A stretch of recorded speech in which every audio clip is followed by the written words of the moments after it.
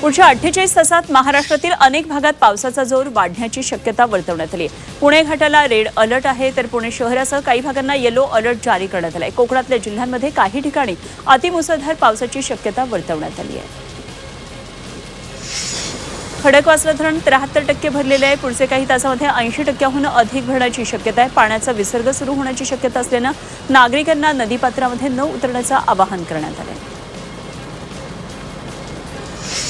नाशिक जिल्ह्यातही संततधार पाऊस सुरू आहे। धरणामधून आता पाण्याचा विसर्ग सुरू झाला आहे। कडवा, भावली आणि पालखेड या धरणामधून पाणी सोडण्यात आलं आहे। कडवा धरणातून 374 क्युसेक, भावली धरणातून 1218 क्युसेक, तर पालखेड धरणामधून 1392 क्युसेक पाण्याचा विसर्ग सुरू आहे। नाशिक शहरामध्ये डेंग्यूचा वाढता धोका निर्माण झाला आहे। जुलैच्या पहिल्या 15 दिवसांमध्ये 17 रुग्णांची नोंद झाली आहे। पावसामुळे डेंग्यूच्या रुग्णसंख्येमध्ये वाढ होण्याची शक्यता आहे। नागरिकांना परिसर स्वच्छ ठेवण्याचं आणि पाणी साचू न देण्याचं आवाहन करण्यात आलं आहे।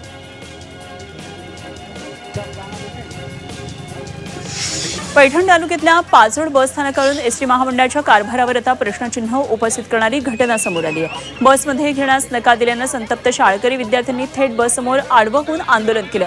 पाचोडपासून सुमारे 5 ते 6 किलोमीटर अंतरावर असलेल्या अंबड तालुक्यातल्या करडगाव आणि झोडेगाव इथले विद्यार्थी शिक्षणासाठी पाचोडमध्ये येत असतात।